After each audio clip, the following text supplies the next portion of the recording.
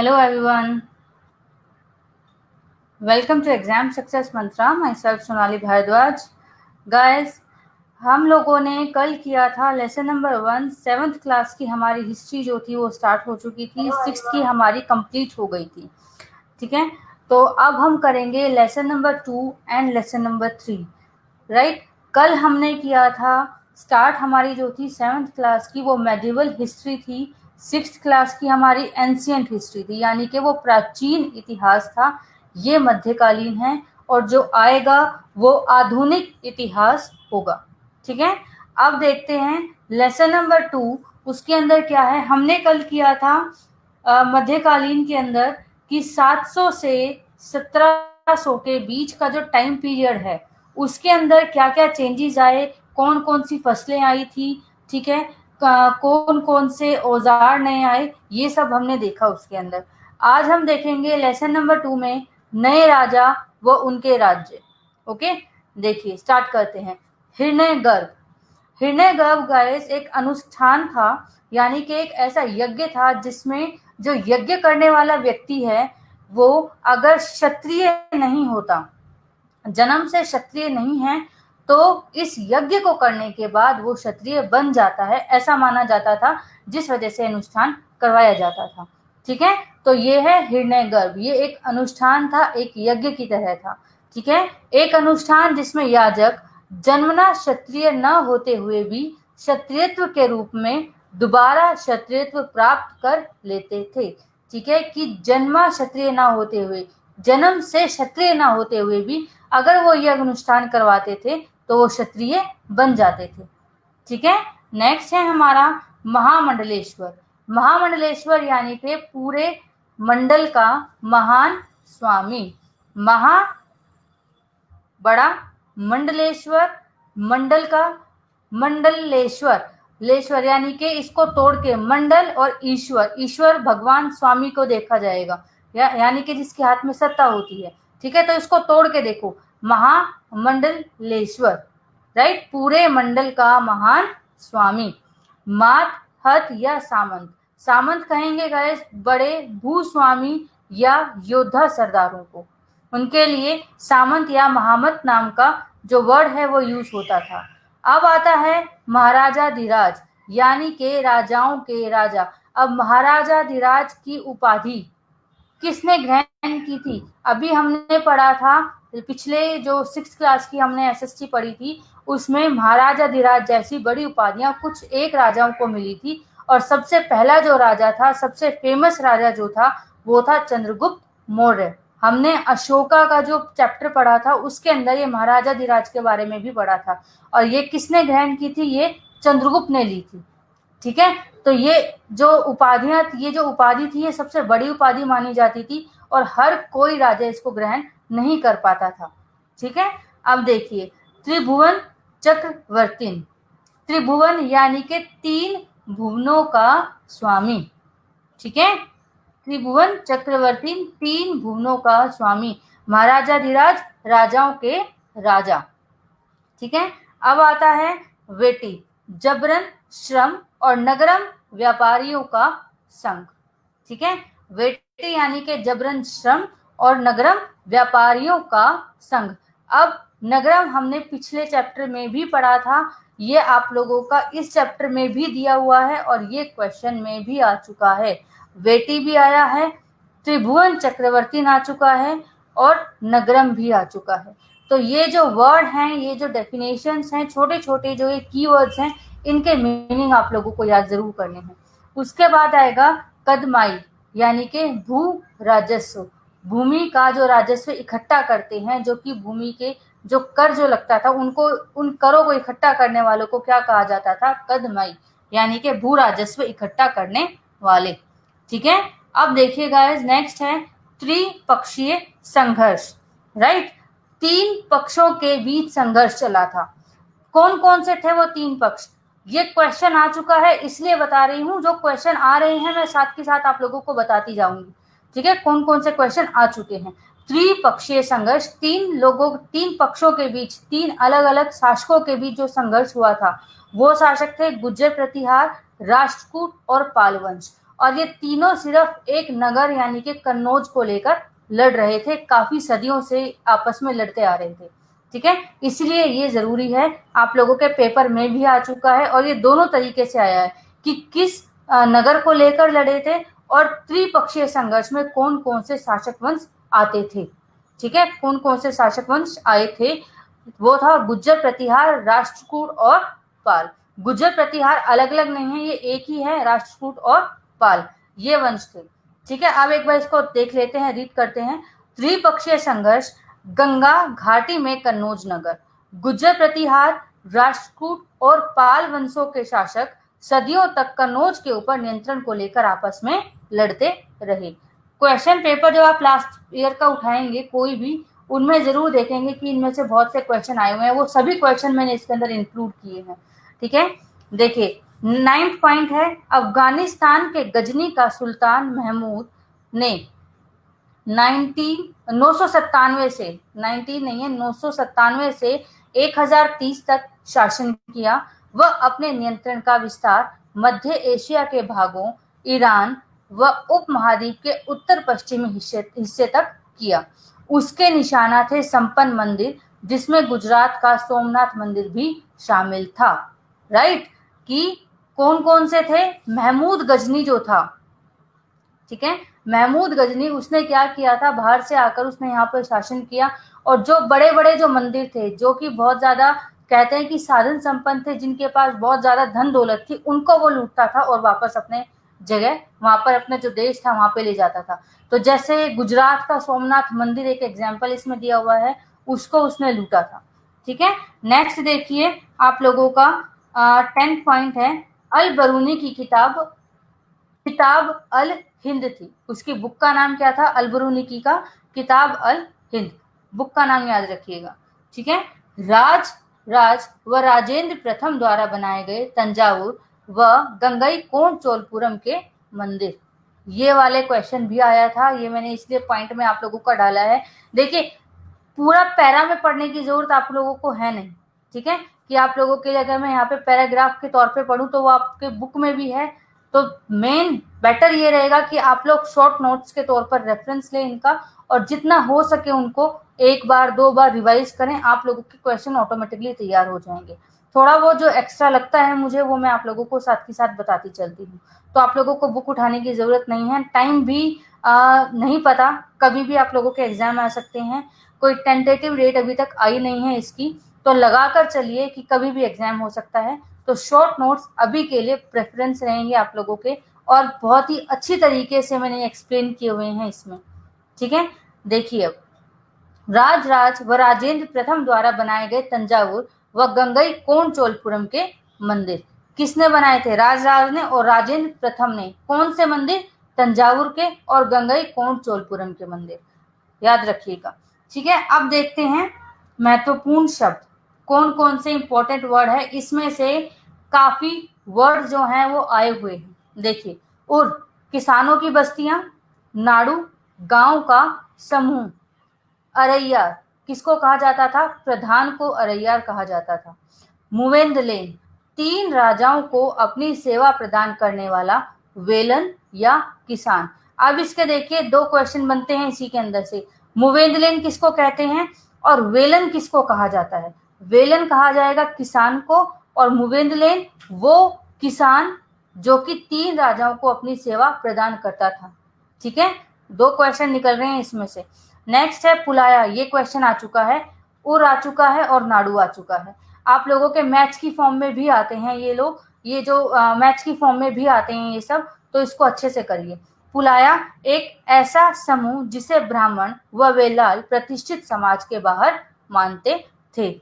ठीक है, कि एक ऐसा समूह जिसे ब्राह्मण और वेलाल प्रतिष्ठित समाज के बाहर मानते थे, उनको समाज में जगह नहीं दी जाती थी, वो जातियां, वो ऐसा समूह जिनको जाति से जो समाज से है बिल्कुल बाहर रखा जाता था, उनको पुलाया कहा जाता था। वेलन वगाई वर्ड टफ है पर याद करने पड़ेंगे, आप एक दो बार इसको अच्छे से पढ़ेंगे तो आप लोगों को ये याद हो जाएंगे। ठीक है, वेलन वगाई गैर ब्राह्मण किसान स्वामी की भूमि, कि वो किसान जो गैर ब्राह्मण थे, यानी कि जो ब्राह्मण नहीं थे, उनकी भूमि, उनको क्या कहा जाता था? वेलन वगाई। ठीक है। ब्रह्म देव यानी के ब्राह्मणों को, ब्रह्म यानी के ब्राह्मण, दे यानी के देना। ठीक है, तोड़ के पढ़ लो, आसानी से याद होगा। जो चीज तोड़ के पढ़ी जाए वो आसानी से याद हो जाए तो उसको तोड़ के पढ़ो, ताकि आप लोगों को वर्ड देखते ही समझ में आ जाए। ब्रह्म यानी के ब्राह्मण। ठीक है, इसको इस तरीके से याद करो, ब्रह्म ब्राह्मण और दे यानी के देना। ब्राह्मणों को उपहार में दी गई भूमि। ठीक है। शाला भोग, शाला यानी के विद्यालय, किसी विद्यालय के रख रखाव के लिए भूमि। देवदान, अब देव यानी के भगवान, भगवान किससे रिलेटेड है? मंदिर से। और दान यानी के दान में देना। अब मंदिरों को उपहार में दी गई भूमि। ठीक है, इतना आई थिंक क्लियर हो गया। तोड़ के बता रही हूं इसलिए। देवदान, मंदिरों को उपहार में दी गई भूमि। पल्ली चंदम, जैन संस्थानों को दान में दी गई भूमि। ठीक है, एक बार और देख लेते हैं, अच्छे से रिवाइज कर लेते हैं। और किसानों की बस्तियां, नाड़ू गांवों का समूह, अरैया प्रधान, मुवेंदलेन, 3 राजाओं को अपनी सेवाएं प्रदान करने वाला किसान। और वेलन को क्या कहा जाएगा? किसान। अगर क्वेश्चन आता है कि वेलन शब्द किसके लिए यूज हुआ है, तो वो किसानों के लिए यूज हुआ है। नेक्स्ट आएगा पुलाया, एक ऐसा समूह जिसे ब्राह्मण और वेलाल प्रतिष्ठित समाज के बाहर मानते थे। ठीक है। नेक्स्ट है वेलन वगई, वेलन वगई गैर ब्राह्मण किसान स्वामी की भूमि। ब्रह्मदेव, ब्रह्म यानी के ब्राह्मणों को दान में दी गई भूमि। शाला भोग, विद्यालय के रख रखाव के लिए भूमि। देवदान, देव यानी के भगवान, भगवान कहाँ रहते हैं? मंदिर में, तो मंदिरों को उपहार में दी गई, दान में दी गई, उपहार में दी गई भूमि। ठीक है। पल्ली चंदनम, जैन संस्थानों को दान में दी गई भूमि। ठीक है, तो आई थिंक ये आप लोगों का क्लियर हो गया। किसी को कोई डाउट हो तो आप मुझसे कमेंट में पूछ सकते हैं अभी। ठीक है, अब हम करेंगे लेसन नंबर 3। कोई दिक्कत नहीं है आई थिंक इसके अंदर। ठीक है, छोटा सा था, ज्यादा टफ नहीं है। देखिए अब लेसन नंबर 3।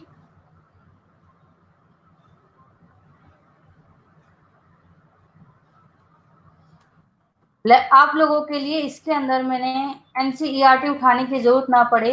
देखिए 3 में ना इस टाइप के वो भी थे कि बीच बीच में कोई मैप है, कोई चार्ट हो गया, कोई आप लोगों का देखिए दिल्ली के सुल्तान। ठीक है, अब इसके अंदर हम पढ़ेंगे दिल्ली के कौन कौन से सुल्तान थे। ठीक है, आई थिंक थोड़ा नेट में प्रॉब्लम आ रहा है गाइस, कल भी आ रहा था, अटक कर चल रहा था, तो उसके लिए भी सॉरी। देखिए दिल्ली के सुल्तान, चौहानों के राज्यकाल में ही दिल्ली वाणिज्य का महत्वपूर्ण केंद्र बन गया। यहाँ दहलीवाल कहे जाने वाले सिक्के भी ढाले जाते थे। क्वेश्चन अगर आता है कि दहलीवाल कहे जाने वाले सिक्के कहाँ पे ढाले जाते थे, तो दहलीवाल दिल्ली, याद रखिएगा। वाणिज्य का सबसे महत्वपूर्ण केंद्र था, यानी कि व्यापार का सबसे महत्वपूर्ण केंद्र था। नेक्स्ट है तारीख और तवारीख। तारीख यानी कि एक वचन, और इसका अगर बहुवचन पूछा जाए तो वो तवारीख है, याद रखिए। अब ये क्या था? तवारीख के लेखक नगरों में रहते थे, गांव में शायद ही कभी रहते हों। ठीक है, वे अक्सर अपने इतिहास सुल्तानों के लिए उनसे ढेर सारे इनाम इकराम पाने की आशा में करते थे। ठीक है, लिखा करते थे। ये लेखक अक्सर शासकों को जन्मसिद्ध अधिकार व लिंग भेद पर आधारित आदर्श समाज व्यवस्था बनाए रखने की सलाह देते थे। ठीक है, तो क्या था ये? तारीख और तवारीख के जो लेखक थे वो कहाँ रहते थे? वो नगरों में रहते थे, गांवों में नहीं रहते थे। और किस लिए वो लिखते थे? कि सुल्तान को खुश करने के लिए, उनसे उपहार, महंगे महंगे उपहार पाने के लिए। कई बार राजा जो है उनको उपहार में कोई जमीन भी दे देते थे। ठीक है, तो उनको खुश करने के लिए ये लिखे जाते थे। और ये शासकों को क्या कहते थे? उनको जन्मसिद्ध अधिकार और लिंग भेद पर आधारित आदर्श समाज की व्यवस्था को बनाए रखने के लिए समय समय पर सलाह भी देते थे। ठीक है, आगे देखते हैं। रानी रुद्रदमा, ये क्वेश्चन आया था कि रानी रुद्रदमा किस वंश की थी? तो वो है काकतीय वंश की। क्वेश्चन एज इट इज आया था, ऑप्शन दिए गए थे, ठीक है।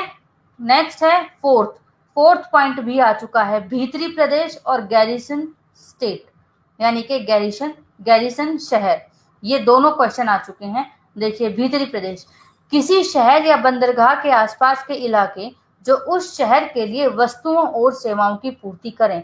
कि एक शहर है, एक सिटी है, ठीक है, या एक बंदरगाह है, उसके आसपास का ऐसा एरिया जो उस शहर में जो भी चीजें हैं, जो भी वस्तुएं हैं, उनकी आपूर्ति करता हो, उनकी चीजों की सेवाओं की पूर्ति करे, उसको क्या कहते हैं, भीतरी प्रदेश।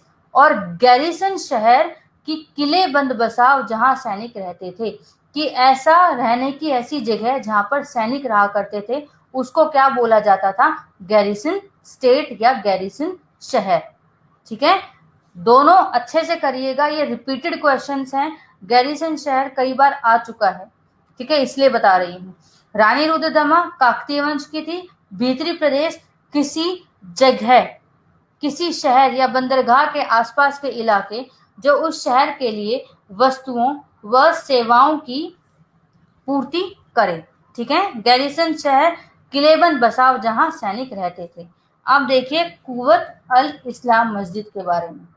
यह जामा मस्जिद दिल्ली के सुल्तानों द्वारा बनाए गए सबसे पहले शहर दिल्ली ए कोहना, पुराना शहर जिसको कहा जाता था, में स्थित है। इस मस्जिद का अलाउद्दीन खिलजी और इल्तुतमिश ने और विस्तार किया। मीनार 3 सुल्तानों कुतुबुद्दीन ऐबक, इल्तुतमिश और फिरोज शाह तुगलक द्वारा बनाई गई थी। इसको थोड़ा सा याद कर लीजिएगा अच्छे से कि कुव्वत उल इस्लाम मस्जिद जो है, कुव्वत अल इस्लाम मस्जिद, यह जामा मस्जिद दिल्ली के सुल्तानों द्वारा बनाए गए सबसे पहले शहर दिल्ली कुना, यानी कि पुराना शहर भी जिसको कहा जाता था, उसमें स्थित है। इस मस्जिद का अलाउद्दीन खिलजी और इल्तुतमिश ने और विस्तार किया। मीनार 3 सुल्तानों द्वारा बनाई गई थी। कौन कौन से थे, कुतुबुद्दीन ऐबक, इल्तुतमिश और फिरोज शाह तुगलक, ठीक है। इतना आप लोगों का हो गया। नेक्स्ट देखिए, महत्वपूर्ण शब्द यानी कि इंपॉर्टेंट वर्ड्स, फिर वही चीज आ गई, हर एक चैप्टर में आप लोगों के ये इंपॉर्टेंट वर्ड मिलेंगे। छोटे छोटे वर्ड हैं, याद करने पड़ेंगे, पेपर में आते हैं, इसलिए कहती हूँ कि रिपीटेड क्वेश्चंस होते हैं पेपर में। बार बार बोला है कि सोशल स्टडी का पेपर आप अटेम्प्ट करें, पेडागोजी आप अटेम्प्ट करें, तो उनके क्वेश्चन ना रिपीटेड होते हैं। आप लोगों को अच्छे से एक बार क्वेश्चन का पैटर्न समझ में आ जाए तो आप लोग इजीली कर पाएंगे। इसीलिए कह रही हूँ ये वर्ड्स जो हैं इनको अच्छे से याद रखिएगा। हर एक चैप्टर में मैं आप लोगों के लिए वर्ड्स लेकर आई हूँ, हर एक में, यहाँ तक कि 6th क्लास की जो हमने करी है उसके अंदर भी ये वर्ड्स मैंने आप लोगों के लिए डिफाइन किए हुए थे, ठीक है। देखिए, जहां पना, जहां पनाह यानी कि विश्व की शरण स्थली, तोड़ के देखते हैं, जहां यानी कि जहान, विश्व, ठीक है। पनाह यानी कि किसी को पनाह देना, किसी को शरण देना, तो जहां पनाह क्या हुआ, विश्व की शरण स्थली, ठीक है। बदंगा, बदंगा आया था क्वेश्चन में, जिसका मतलब है गुलाम, इन जिन्हें सुल्तान सूबेदार के पद पर रखते थे, उनको क्या कहा जाता था, बदंगा कहा जाता था, ठीक है। इसका मतलब क्या था, गुलाम था, और किस पद पर होते थे वो, सूबेदार के पद पर नियुक्त किए जाते थे, ठीक है। अब कुतुब मीनार किसने बनवाई थी, कुतुबुद्दीन ऐबक, इल्तुतमिश और फिरोज शाह तुगलक द्वारा निर्मित है। बेगमपुरी मस्जिद मोहम्मद तुगलक ने बनवाई। इमाम किसे कहेंगे, इमाम कहते हैं नेता को। खुतबा, खुतबा है धर्मोपदेश, यानी कि धर्म का उपदेश देना, जिसको कहा जाएगा खुतबा।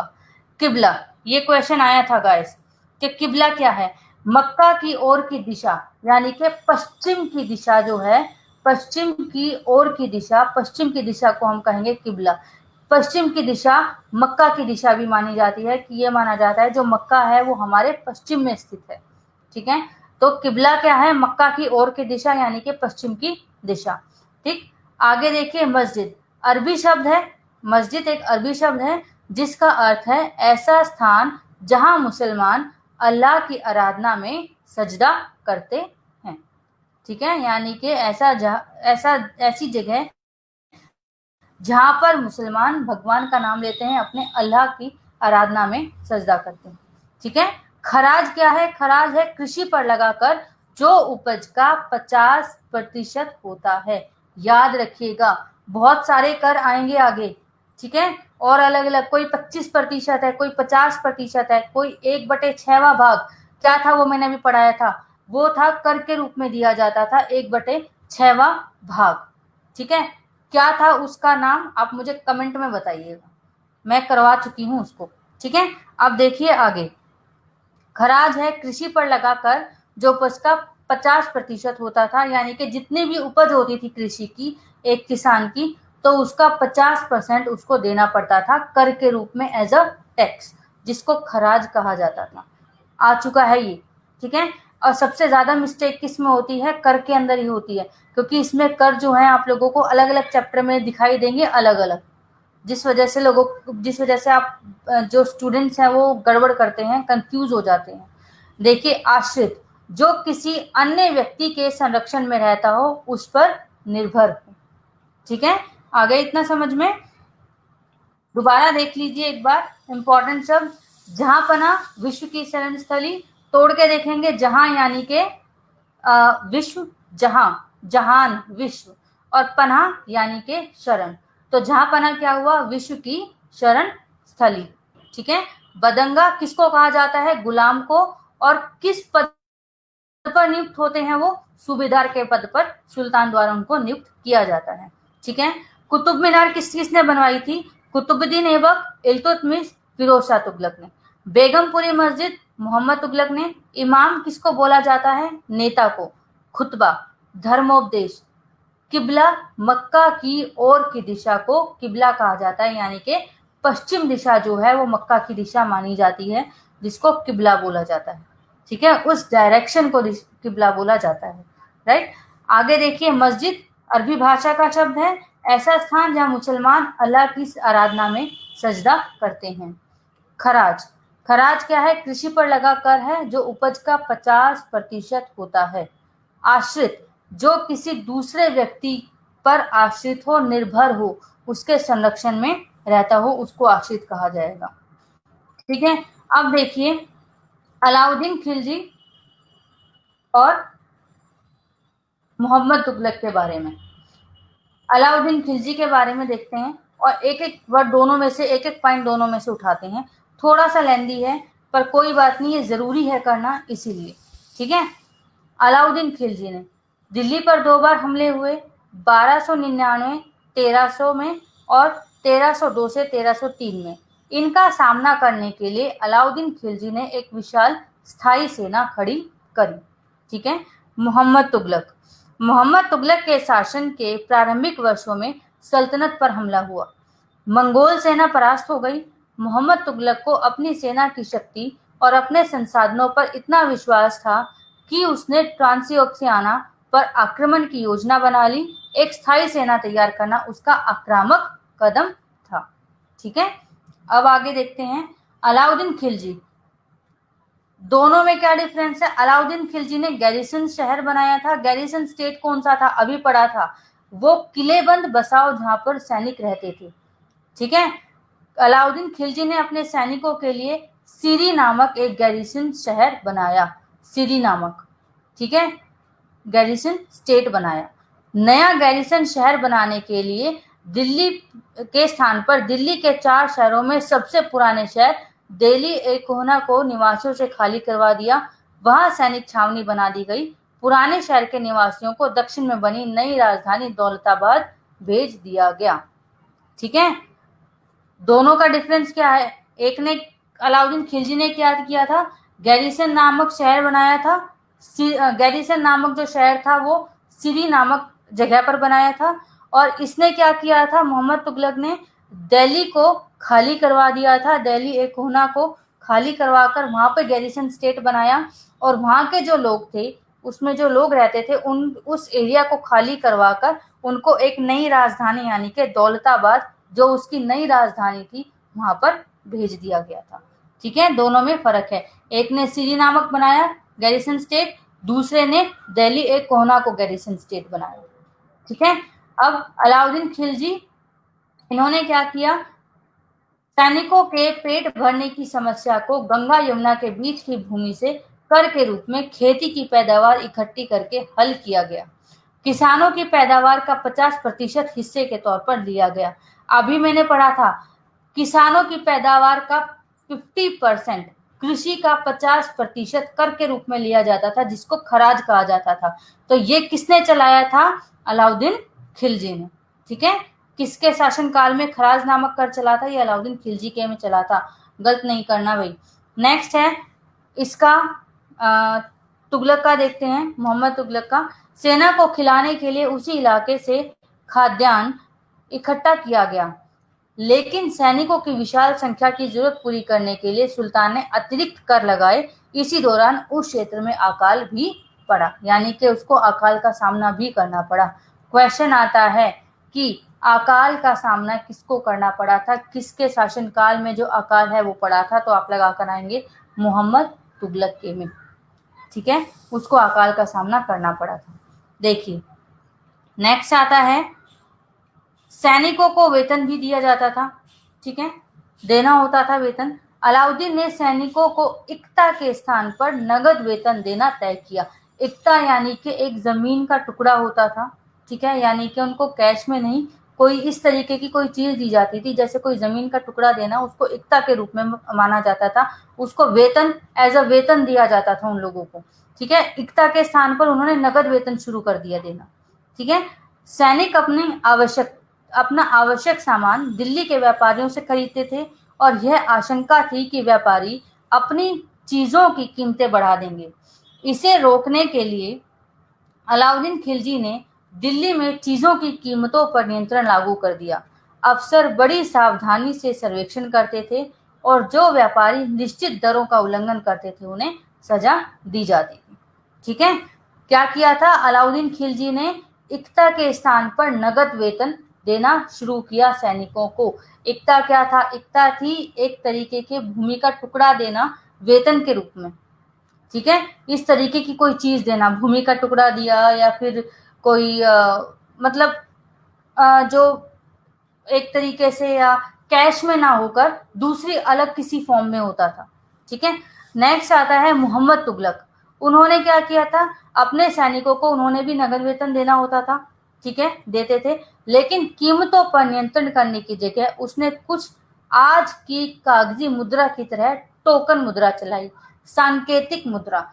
किसने चलाई थी? मोहम्मद तुगलक ने चलाई थी, उसके शासनकाल में चली थी।